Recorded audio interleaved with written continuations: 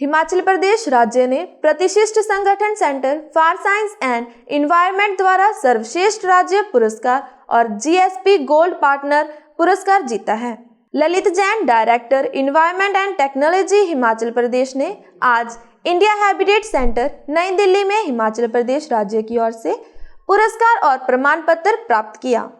ये पुरस्कार green school programme के तहत centre for science and environment नई दिल्ली की महानिदेशक सुनीता नारायण द्वारा दिया गया। जिला सोलन ने 61 प्रविष्टियों के साथ सर्वश्रेष्ठ जिला पुरस्कार जीता है और 9 स्कूलों को ग्रीन रेटिंग पुरस्कार से सम्मानित किया गया है। इस अवसर पर संबोधन करते हुए आईएएस ललित जैन ने कहा कि प्लास्टिक कचरे को कम करके हरित वातावरण बनाने और पर्यावरण की रक्षा के लिए ये एक बहुत अच्छी पहल है। उन्होंने कहा कि राज्य में शून्य अपशिष्ट लक्ष्य को प्राप्त करने के लिए हिमाचल के स्कूलों के लिए 3 साल का लक्ष्य निर्धारित किया गया है। उन्होंने कहा कि बच्चों को पर्यावरण की देखभाल के लिए प्रेरित किया जा रहा है। ललित जैन ने लोगों से पर्यावरण की रक्षा के लिए सौर ऊर्जा का अधिक से अधिक उपयोग करने की भी अपील की।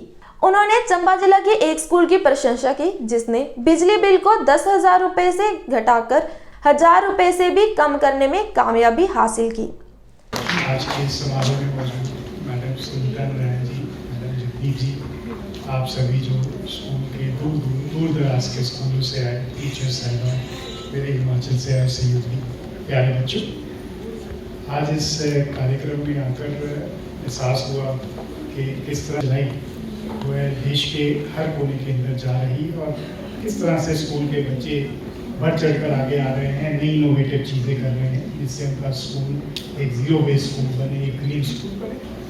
मैंने सोचा नहीं था कि यहाँ पर आकर इतनी इंस्पिरेशन मिलेगी और इतना कुछ सीखने को और नई चीज़ें मिलेगी। और मैं वहाँ कुर्सी पर बैठा चर्चा कर रहा था अपने सहयोगियों के साथ कि हमने आज इस मौके पर, इस मंच पर एक लक्ष्य रखा है कि आने वाले 3 सालों में हिमाचल के जितने स्कूल हैं वह ज़ीरो वेस्ट के हमारे पास 5,000 गवर्नमेंट स्कूल्स हैं which are senior schools and higher schools. तो 3 साल के बाद जब कार्यक्रम होगा, क्योंकि सरकार में पता नहीं होता मैं कहाँ होऊंगा, पर मुझे उम्मीद है कि ये टीम दोबारा आएगी और फिर अवार्ड लेकर जाएगी, क्योंकि तब तक हम सभी स्कूल्स को कन्वर्ट कर देंगे। आप जानकर उत्सुक होंगे और अच्छा लगेगा कि हमारे यहाँ पर हमने एक स्कीम चलाई है जिससे कि स्कूल्स के अंदर वेस्ट कैफेज हमने स्टार्ट की। ये मंच को मैं इसलिए यहाँ इस मंच पर बात कर रहा हूँ कि ये आइडिया जगह जगह रेप्लिकेट हो सकता है। बच्चों को मोटिवेट करते हैं कि उनके घर में जो प्लास्टिक वेस्ट है वो स्कूल के अंदर ले आएँ।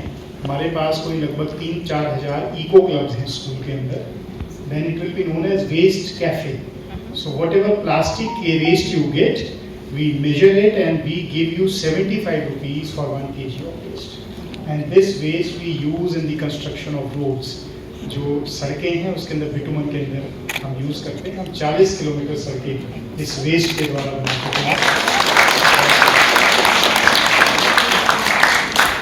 हर एक ऑर्गेनाइजेशन की एक वर्किंग होती है, हमारी वर्किंग बड़ी साइलेंट रहती है। तो ये कार्य धीरे धीरे स्कूल्स के अंदर बढ़ रहा है। और अगर 75 रुपये किसी स्कूल ने पॉलिसी बनाई कि नहीं देने और food items to the students, तो waste cafe can be an idea in your schools also. एक छोटा सा कोई एक कॉर्नर स्कूल का यूज़ करिए या कैंटीन से आप बात करके, so that student get their waste which is purely waste which can be recycled, plastic और कागज़ की waste, and you decide an X amount which is to be given to the student. The whole purpose is to catch them young. My father lit my country. Madam Sunita Narayan ji of the CAC, teachers from far and near schools, dear students, ladies and gentlemen. It is an absolute pleasure being here in this function organized by the CAC, and while going around the various halls put up by the school, I was not only nostalgic but also amazed by the type of awareness which the school kids have now about the environment and other issues. And all thanks to this modern environmentalism and logical environmentalism in the country. And it's an idea which is very close to the heart of this century, of this era. That is how to conserve energy, how to generate renewable energy, and how to reduce our footprint on the environment. While going around these stalls, the students naturally, out of innocence, were referring to the problems of the world. I think we have the problems are there, which we see as problems of the world. They are problems all created by us, because ultimately we need resources and the nature now eventually it is going to give something back, and that will become a problem for us. And teachers are really good, especially I saw students from remotest corners of the country. All these students are locally.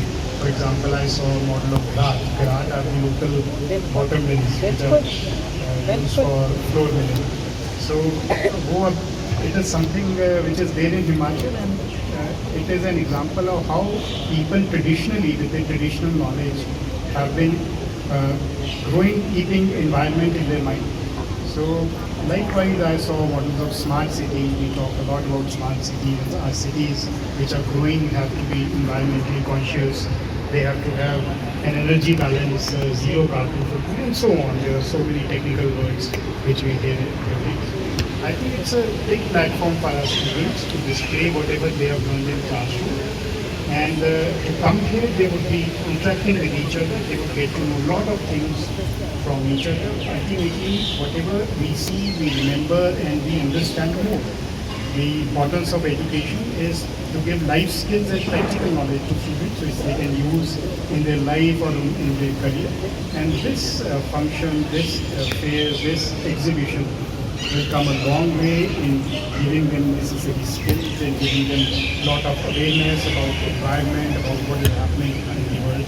Thanks to CSC for calling me over here, and thanks to CSC for organizing such a wonderful. Thank you. नई दिल्ली से bureau report Yugmarg TV.